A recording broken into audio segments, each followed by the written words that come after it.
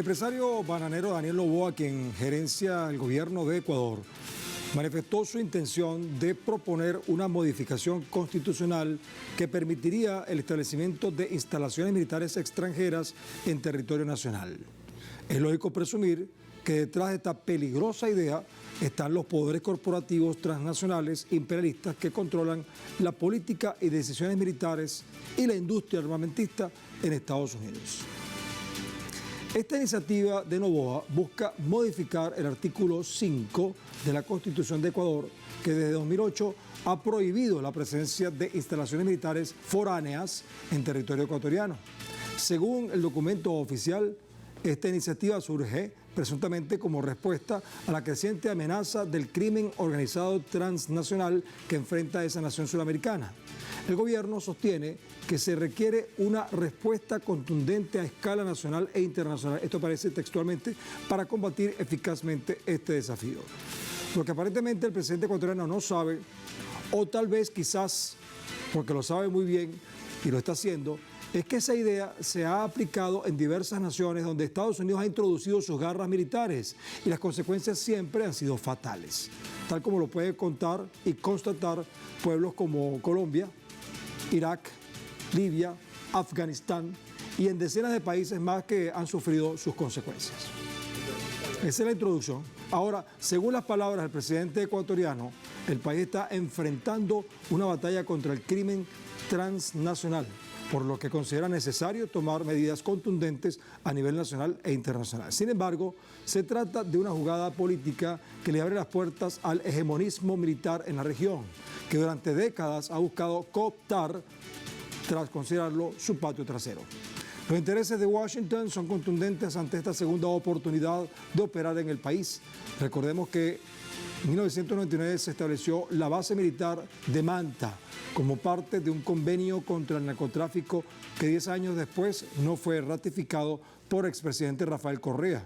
Esta decisión marcó una década que, según analistas, es considerada la más segura. Pero antes debo recordarles que a través de estas redes sociales, especialmente en nuestra cuenta Telesur TV de Telegram, a lo largo del día hemos sondeado la opinión de nuestros usuarios sobre el tema de hoy. Algunos de ustedes quizás ya han participado respondiendo a la pregunta que les hicimos al respecto. Y vamos a recordarla. El presidente de Ecuador propone levantar la prohibición constitucional de establecer bases militares extranjeras en ese país, presuntamente para enfrentar la criminalidad. Ahora, ¿qué logrará con eso? No, hoy tenemos 4 opciones. Incremento de la criminalidad, más narcotráfico, amenaza a la soberanía y paz de Latinoamérica, menos delincuencia y hemos agregado otra, avance hegemónico de Estados Unidos. 5 opciones. Si aún no has participado, aún puedes hacerlo porque más adelante revisaremos y asociaremos todas las respuestas para observar las tendencias. Bueno, y vamos a seguir adelante. Ahora vamos a conversar con una persona que nos puede ayudar a entender mejor este asunto, sobre todo porque vive en Ecuador, pero además por su experiencia. Hemos invitado a Carla Álvarez, que es especialista en seguridad, doctora en estudios políticos, docente e investigadora en el Instituto de Altos Estudios Nacionales de Ecuador y nos acompaña, por supuesto, desde esa nación hermana y bolivariana por el pueblo que lo habita. ¿Cómo estás, Carla? Hola, buenas noches.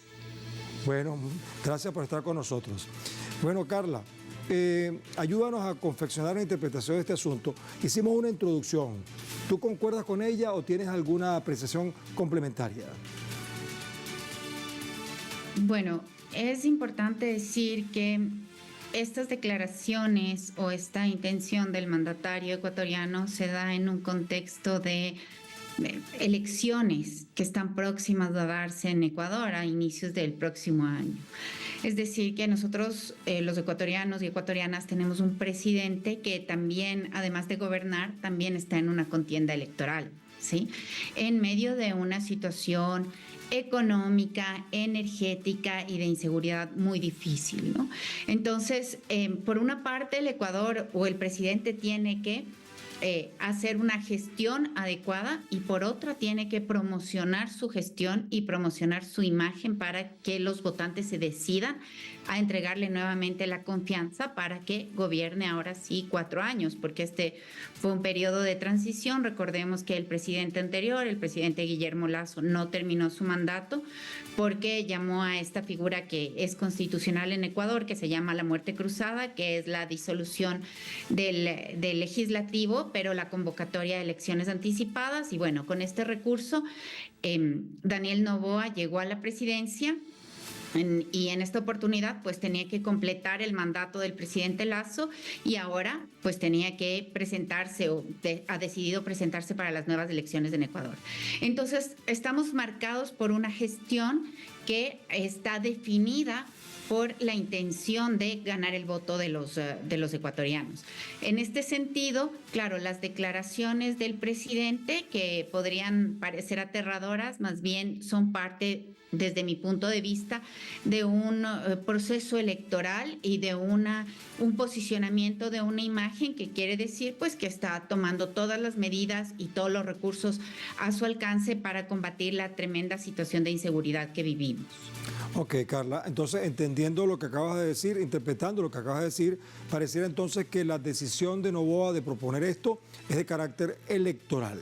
¿Eso quiere decir entonces que pudiera haber alguna encuesta que le hizo sentir o pensar a él que una parte del pueblo o una parte de los sectores políticos podrían aprobar esta idea? Pero entiendo que no es así tan fácil, que creo que tiene un proceso, un protocolo de carácter parlamentario y judicial. Pero antes de hablar sobre eso, vamos a ver, no sé si llegaste a ver, porque sabes que el presidente de Venezuela, Nicolás Maduro, tiene un programa todos los lunes que se llama Con Maduro Más, y hace poco acaba de hablar, hace instantes acaba de hablar de este caso. El presidente Nicolás Maduro señaló los hilos detrás de la propuesta del presidente ecuatoriano Daniel Noboa, que es aliado a los intereses de Washington, que daría entrada al hegemonismo militar en la región sudamericana. Esa es la opinión del presidente Maduro y vamos a escucharla para estar seguros de lo que quiso decir. La punta de lanza en Sudamérica del nuevo colonialismo es el fascismo. Y las dos cabezas del fascismo en el continente es Noboa en Ecuador y Milei en Argentina. Milei ya le entregó un vasto territorio del Atlántico Sur al Comando Sur. Ya se lo entregó, están construyendo bases militares en Argentina. La Argentina de José de San Martín, la Argentina de Perón, la Argentina de Néstor. Va a tener bases militares para ser controlada por el Comando Sur. ¿Cuándo acá? ¿Cuánto costó la independencia de nuestra tierra hace 200 años? Y Ecuador, que el presidente Rafael Correa, de manera digna, había liberado a Ecuador de bases militares, ya este bandido, este patiquín del fascismo, este pelucón de los apellidos, irresponsable, entonces le dice a los Estados Unidos, estoy listo para hacer lo que ustedes quieran. Se arrastra, se arrodilla a los intereses geopolíticos. Bueno, Carla, quizás sería Noboa el apropiado para responderle a Maduro, pero tú eres analista y me gustaría que tú me indicaras cómo percibes esta interpretación del presidente venezolano sobre esto que propone Noboa. Bueno, creo que es importante decir que la política internacional de los estados también está alimentada por el contexto interno, ¿no? Entonces los gobiernos toman decisiones de política internacional también pensando en la voluntad de los electores. Y esto se agudiza más en este momento del Ecuador, ¿sí? Que estamos, como digo, en una contienda electoral que ya está en curso, ¿sí? Los candidatos ya han inscrito sus candidaturas y empezarían la campaña electoral en octubre, pero todo el movimiento electoral está ya efervesciente en el Ecuador. En este sentido, esta decisión no solo se puede leer en términos geopolíticos, que es la lectura que acabamos de escuchar, sino que también debe verse en términos electorales, como yo había mencionado. En este sentido, es importante ver que las cosas no están saliendo del todo bien en Ecuador. Tenemos una tremenda crisis energética, tenemos una crisis de petróleo, tenemos una crisis de endeudamiento. Esto se suma a factores socioeconómicos como un importante sector empleado en la informalidad, en el subempleo, hay condiciones de pobreza y de extrema pobreza que han crecido. En este sentido y en este contexto donde las cosas no son lo suficientemente apropiadas como para ganar una elección, es necesario equilibrar la imagen del presidente con mostrando una actitud proactiva y también dura con la criminalidad y con la violencia. Entendamos que esta semana, el día miércoles, es decir, en 2 días más, el Ecuador va a tener un apagón nacional que va a durar 8 horas entre las 10 de la noche del miércoles y las 6 de la mañana del día jueves.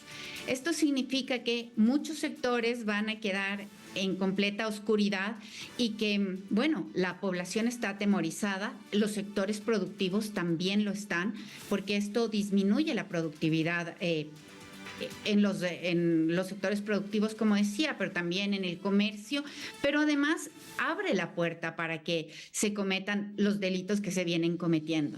Venimos también de un fin de semana violento, ¿no? Este fin de semana han ocurrido incluso ajusticiamientos, sicariatos, que es un poco las noticias de todos los días, pero vemos que las medidas del presidente Noboa, que son la declaración de un conflicto armado interno a inicios del año y también recurrentes estados de excepción, pues estas medidas no han dado los resultados que esperaría el gobierno. Entonces tenemos una población angustiada, en estado de temor. Tenemos también los sectores productivos muy alertas porque están perdiendo dinero. Se calcula que hay una pérdida de $20 millones por hora en el Ecuador debido a los apagones. Y tenemos una crisis de deuda que hace que se destine mucho dinero al servicio de la deuda y que limite la capacidad del gobierno para invertir en infraestructura petrolera, en infraestructura de las hidroeléctricas para que pueda producir la energía necesaria. En este contexto es necesario informar a la población de que el gobierno está siendo productivo y proactivo. Entonces, no solo pesa la lectura geopolítica, que es una lectura y que sin duda el Ecuador desde hace varios años se ha acercado muchísimo a la política de Estados Unidos, ha buscado este acercamiento y ha firmado varios acuerdos. Es decir, la presencia militar de Estados Unidos en el Ecuador no es de este momento. Por lo menos tenemos que se han firmado acuerdos y se ha visto presencia militar en el Ecuador desde el 2018, y esto es como un paso más en este proceso de acercamiento con los Estados Unidos. Y yo creo que en este proceso y en este punto está pesando mucho la imagen electoral del presidente que tenemos ahora y sus intenciones de ganar las elecciones para el 2025. Muy interesante el diagnóstico que acabas de hacer de la realidad ecuatoriana. Ahora vamos a tratar de ver en qué consiste este plan del Ecuador. Recordemos que el 8 de julio del 2022 el mandatario nacional Guillermo Lasso, en la 9ª Cumbre de las Américas, propuso a la administración de Joe Biden una iniciativa para apoyar al país en temas comerciales, desarrollo y seguridad, operaciones contra actividades marítimas transnacionales. De acuerdo con esto, fue en 2023 cuando se determinaron diferentes acuerdos para fortalecer las capacidades del sector de seguridad en Ecuador y definir objetivos, cuyos ítems son, por ejemplo, la cooperación con fuerzas militares durante 10 años, que tú lo dijiste ahorita, acuerdo de operaciones contra actividades marítimas transnacionales para supuestamente combatir cárteles de drogas mexicanos, incluso un acuerdo otorga privilegios a fuerzas estadounidenses que garantizan el libre desplazamiento en territorio ecuatoriano de aeronaves, buques o vehículos del Departamento de Defensa. Según la Asamblea Nacional del país, el fortalecimiento de la asociación entre Estados Unidos y Ecuador presenta una oportunidad para promover los intereses de combate contra el tráfico ilegal de narcóticos y delitos conexos, por lo que se visibiliza un aumento exorbitante de financiamiento para el programa militar extranjero. Carla, mira, tú hablas del asunto de la imagen electoral, por supuesto lo estás interpretando así, pero uno se pregunta, ¿se puede arriesgar la soberanía del país dejando entrar a los Estados Unidos, como tú sabes cómo entran ellos a cualquier parte, por un beneficio electoral para un posible nuevo periodo presidencial? ¿Crees que el pueblo ecuatoriano estaría de acuerdo con aprobar eso, perder la soberanía para supuestamente darle entrada a unos combatientes extranjeros? A ver, En primer lugar, creería que no es este gobierno de Daniel Noboa el que está abriendo la puerta a la cooperación norteamericana. Digamos que esto ha sido un proceso que inició ya en el 2018. Y te podría decir que un sector de la población ecuatoriana es muy favorable a la cooperación con los Estados Unidos, ¿no? Y hay una demanda muy grande de volver o de retomar la cooperación. Hay un sector de la población que, independientemente de las reflexiones sobre la soberanía, siempre ha buscado cercanía con los Estados Unidos, y esta cercanía se rompió en un gobierno que tenía una política, digamos, que contrahegemónica de distancia con los Estados Unidos y que duró entre el periodo 2007-2017, que es el periodo del presidente Rafael Correa.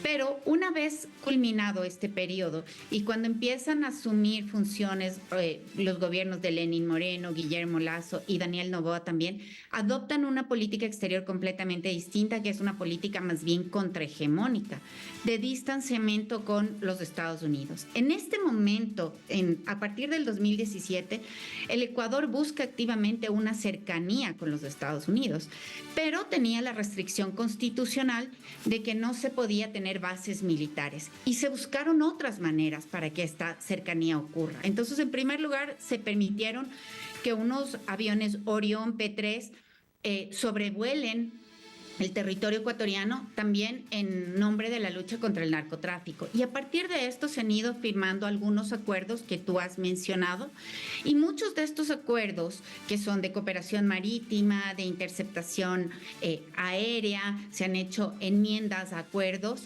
Bueno, todos estos debían estar amparados por estos acuerdos que se llaman SOFA, por sus siglas en inglés, que lo que hacen es permitir una cierta inmunidad e impunidad al personal militar que opera dentro de los Estados Unidos.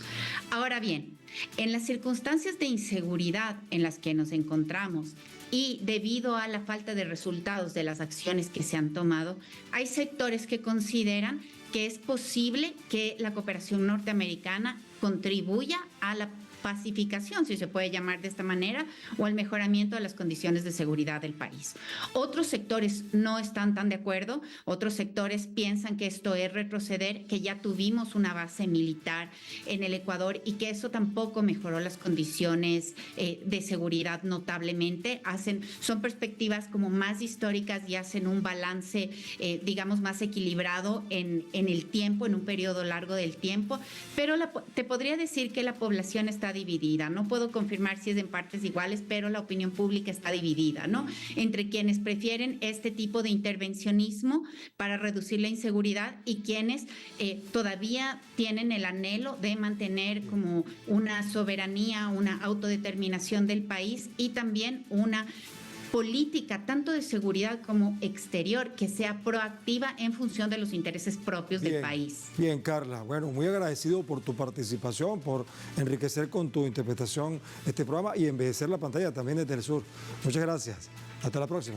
Gracias, una buena noche. Muy bien. Vamos a despedir entonces la primera parte de este programa. Pero recuerden que aún tienen tiempo para participar en la encuesta que hemos publicado en nuestras redes sociales, especialmente en Telesur TV por Telegram. Pues al final vamos a ver entonces cuáles son las tendencias. Por lo pronto, al volver continuaremos analizando este tema, pero observando en cuáles países han sido instaladas bases extranjeras, como pretende ser el presidente Daniel Noboa de Ecuador, y cuáles pueden ser las consecuencias para el mundo desde el sur.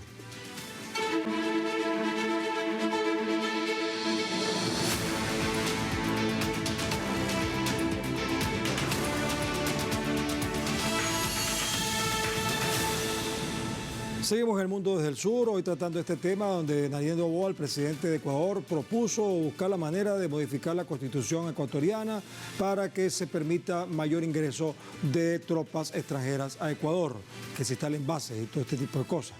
Ahorita nos acompaña Eduardo Meneses, que es politólogo internacionalista, quien también nos acompaña desde Ecuador. Eduardo, antes de que me responda, vamos a escuchar a Nicolás Maduro, que acaba de hablar sobre este tema en su programa con Maduro Más, y esto me sirve de pregunta para ti. Lo que él diga es pregunta para ti, ¿oíste, Eduardo? Vamos a escucharlo.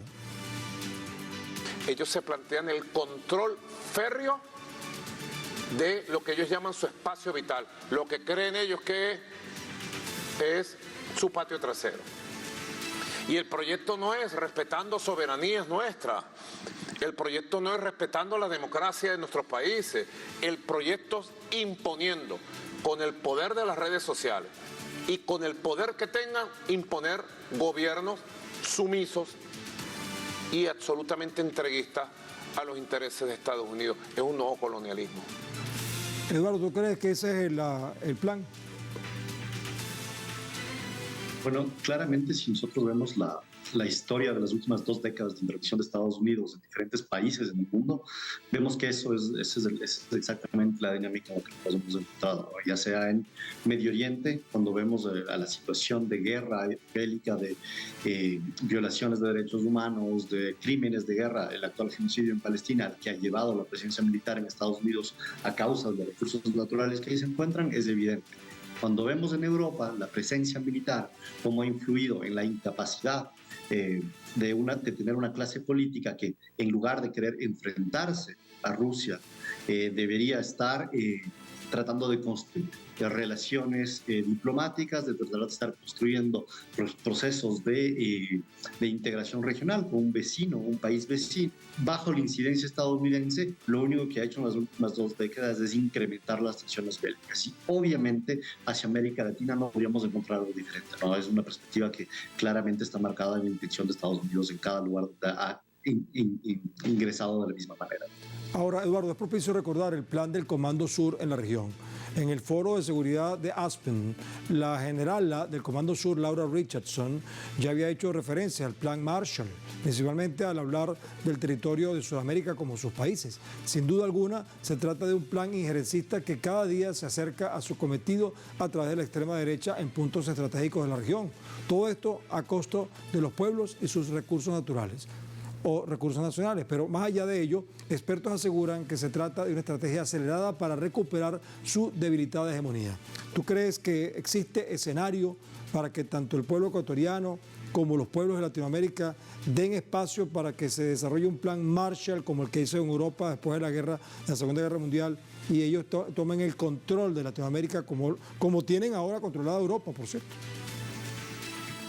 Bueno, 2 cosas, ¿no? Primero, reforzar la idea de que esa es justamente la intención de Estados Unidos.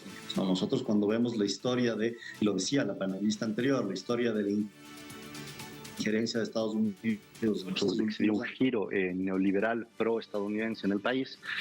Claramente es la tendencia que ha venido construyéndose, es la de una injerencia que no tiene nada que ver con colaboraciones internacionales por la seguridad, que es lo que alega en este momento el presidente ecuatoriano, por ejemplo, para hablar de estos tratados de acuerdos. Que supuestamente necesitan articulación internacional para resolver el tema del narcotráfico, que es cierto, se necesitan articulaciones internacionales, pero aquí vemos 2 enfoques muy diferentes, ¿no? El un enfoque es el que debería ser el soberano de una integración regional latinoamericana en términos de seguridad, lo que implicaría volver a pensar procesos fortalecidos de la UNASUR, de la CELAC, procesos políticos como los del ALBA, para pensar una seguridad latinoamericana, pero en realidad lo que vemos es todo lo contrario, ¿no? Vemos una injerencia estadounidense que lo que quiere es romper todo proceso de unidad latinoamericana para ser ellos los que puedan subordinar a los países. Entonces eso es primero la intención clara a nivel regional. Luego, en términos de los pueblos latinoamericanos, nosotros, voy a tomar el caso de Ecuador de nuevo, porque es el tema que ha salido el día de hoy con la intención del presidente Noboa de reformar la Constitución. Estamos en una gran dificultad porque finalmente hay una escalada de violencia en todo el continente ligada a los grupos del narcotráfico, ¿no? No podemos desligar esta escalada de una arremetida neoliberal. Lo que ha venido haciendo son 2 cosas fundamentales. La una es desmantelar la política pública de Estado para ir privatizando cada vez más, dejando un espacio libre para que justamente se vayan configurando estos grupos criminales, pero además cada vez más son grupos de poder. El caso de la exportación bananera, que está directamente ligada a la exportación de drogas en el caso ecuatoriano o en muchos otros territorios de América Latina, es la forma en que estas burguesías directamente ligadas a los grupos económicos criminales están directamente, ya sea o gobernando o totalmente incrustadas en los proyectos neoliberales, ¿no? Entonces estas 2 cosas llevan una crisis de de violencia, en la cual, si yo leo, yo haría una diferencia con nuestra invitada anterior, cuando decía que, claro, que una parte del pueblo ecuatoriano estaría a favor de una intervención de Estados Unidos. Yo creo que en realidad, cuando la gente está queriendo un intervencionismo, lo que está haciendo realmente es rechazar la política nacional que no ha dado frutos. Al no dar fruto a esta política, ahora ¿qué hacemos? Y la única opción que le ofrecen todos los medios de comunicación, que le es una clase política que ha venido diabolizando el Estado y el accionario estatal desde hace años, es entonces traigamos a los Estados Unidos. Yo creo que hay que hilar un poco más fino. No es un intervencionismo de Estados Unidos lo que se expresa en los pueblos, sino más bien una desesperanza a través de un proyecto neoliberal que viene desintegrando la posibilidad tanto de la integración regional como del Estado, ¿no? Y esto es muy importante. Bueno, Eduardo, quizás habría que informarle más al pueblo ecuatoriano las consecuencias que ha tenido Colombia con la presencia militar, con el supuesto argumento de luchar contra el narcotráfico. Más bien se ha incrementado el narcotráfico, así que esta puede ser una referencia importante para los comunicadores ecuatorianos. Muchas gracias, Eduardo. Vamos a ver la encuesta ahora. Hasta la próxima. Gracias a ustedes. Escucha la encuesta si quieres. Mira, el presidente de Ecuador propone levantar la prohibición constitucional de establecer bases militares extranjeras en ese país, presuntamente para enfrentar la criminalidad, entre esas el narcotráfico. Ahora, ¿qué logrará con eso? Hay una opción que pusimos, incremento de la criminalidad. 8% piensa que eso es lo que va a ocurrir. 7% piensa que va a haber más narcotráfico. 57%, más de la mitad, piensa que esto es una amenaza a la soberanía y paz de Latinoamérica. Un 1% piensa que va a haber menos delincuencia con esta presencia y 27%, una cuarta parte, piensa que va a haber un avance hegemónico de Estados Unidos con esta acción de Noboa. Bueno, interesante los puntos de vista de ustedes. Bienvenidos para organizar las tendencias de nuestra audiencia. Pero vamos a hacer una conclusión aquí que pretendemos que pueda ser útil. En cualquier parte del planeta se sabe que cuando un presidente de una nación busca instalar bases militares de otro país en su territorio es por lo menos porque no confía en la capacidad de sus propias Fuerzas Armadas y o porque pretende subordinarlas a las decisiones que tome el jefe político militar del país que logró introducir sus tropas en el ámbito territorial al cual se les permitió actuar, lo cual sin lugar a dudas compromete la soberanía del pueblo, en este caso Ecuador. Ahora, es lamentable que un país heredero del legado independentista de Simón Bolívar y Antonio José de Sucre se esté convirtiendo en un experimento neocolonial del imperialismo estadounidense que controlan quienes manejan a las corporaciones transnacionales, entre las cuales están las industrias armamentistas y del narcotráfico. Pero puede ser útil recordarles a los hermanos bolivarianos ecuatorianos que nuestro libertador profetizó que los Estados Unidos parecen destinados por la providencia a plagar la América de miserias en nombre de la libertad. Una advertencia que es útil para todo el mundo desde el sur.